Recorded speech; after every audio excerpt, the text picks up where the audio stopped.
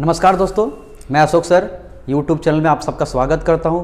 आज मैं आप लोगों के सामने एक मैथ का वीडियो लेकर आया हूं जो चैप्टर का नाम है ऊंचाई और दूरी, हाइट एंड डिस्टेंस। इसमें आप लोग आज हम शॉर्टकट ट्रिक बताने वाले हैं कि कैसे कैसे इसमें आधार का मान निकालते हैं, लंब का मान कैसे निकालते हैं और कर्ण का मान कैसे निकालते हैं। तो आइए देखते हैं।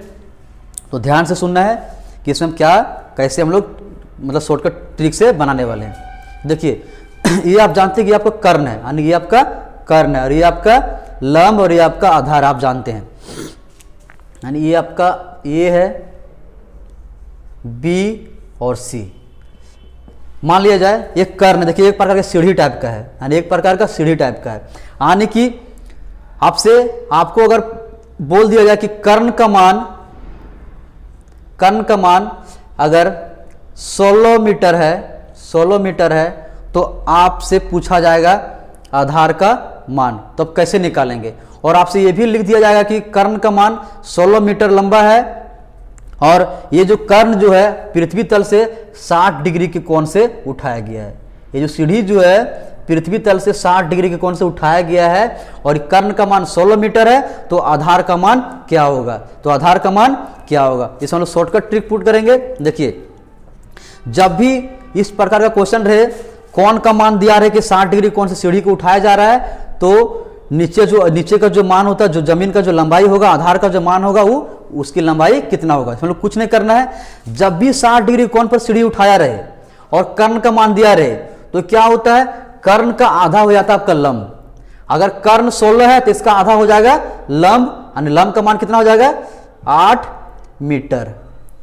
यानी लंब का मान निकालनी है इसी से। हाँ, कब लागू होगा, जब आपका 60 डिग्री कोण से उठाया जा रहा हो तब। और आपसे पूछे आधार का मान, तो कुछ नहीं करना, ये जो आपका लंब का मान निकला इसमें क्या करना, √3 से गुना कर देना, आपका आधार का मान ये निकल गया। यानी कर्ण का मान दिया रहे 16 मीटर और कोण का मान दिया रहे कि 60 डिग्री कोण से उठाया जा रहा है, तो लंब का मान क्या होगा और आधार का मान क्या होगा।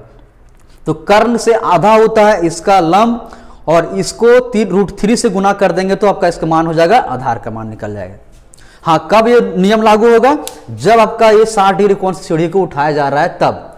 कर्ण का मान 16 मीटर तो लंब का मान इससे आधा यानी कि 8 मीटर और आधार का मान क्या होगा, इसको √3 से गुना कर देंगे तो यानी 8√3। आपसे क्या पूछा जाएगा, लंब का मान तो 8 मीटर पूछा, आधार का मान तो 8√3 मीटर। लेकिन कब, जब 60 डिग्री कोण से उठाया जा रहा हो तब। अगला देखते हैं। अगर आपसे पूछ दे अगला बार कि 30 डिग्री कोण से एक सीढ़ी उठाया जा रहा है, कर्ण का मान दिया रहे, आधार का मान पूछेगा और लंब का मान पूछेगा, तो कैसे निकालेंगे।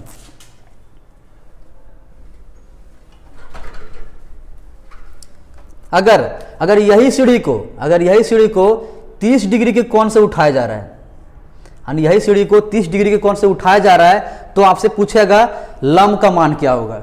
वो था 60 डिग्री से उठाया जा रहा था, इसलिए इसका आधा, कर्ण का आधा लंब था और लंब को गुना करते थे हम लोग √3 से। लेकिन ये क्या होगा, उसका अपोजिट विधि से बनेगा। यानी 30 डिग्री से उठाया जा रहा है तो इसका आधा होगा कौन, आधार। यानी 16 है कर्ण, तो कर्ण का आधा कौन सा होगा, आधार। यानी कितना हो जाएगा 8 मीटर। और इस 8 को √3 से गुना कर देंगे, यानी 8 √3 से गुना कर देंगे तो 8 √3 निकल जाएगा लंब और ये आपका आधार और ये आपका कर्ण का मान ऑलरेडी दिया हुआ है। तो आपसे पूछेगा आधार का मान क्या होगा 8 मीटर और लंब का मान क्या होगा 8√3 मीटर। लेकिन कब, जब 30 डिग्री कोण से उठाया जा रहा हो तब और कर्ण का मान दिया रहे तब। और अगर कर्ण का मान दिया ना रहे और आपका लंब का मान दे दिया जाए और आधार का मान दे दिया जाए, आपसे कर्ण का मान पूछेगा तो भी आप इस विधि से निकाल सकते हैं। चलिए हम लोग चलते हैं 30 डिग्री कोण से, कि कर्ण का मान दिया नहीं है और 30 डिग्री के कोण से सीढ़ी को उठाया जा रहा है और आपका लंब का मान दे दिया है, मान लेते हैं 12√3 मीटर। तो आपसे पूछेगा कि कर्ण का मान क्या होगा, कर्ण का मान क्या होगा। तो अब क्या करेंगे, आप ये जानते थे कि यानी 30 डिग्री से उठाया जा रहा है, यानी √12√3 ये होगा, तो ये आपका जो लंब है, आधार क्या होगा आपका 12 मीटर।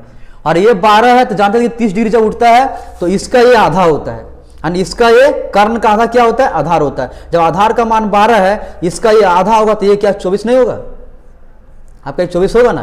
तो कर्ण का मान क्या निकला 24, आधार का मान क्या निकला 12 और आपका 12√3 दिया था, लंब का मान दिया हुआ है। फिर हम लोग आगे देखते हैं कि अगर आपको ये दिया रहे, आधार का मान दिया रहे,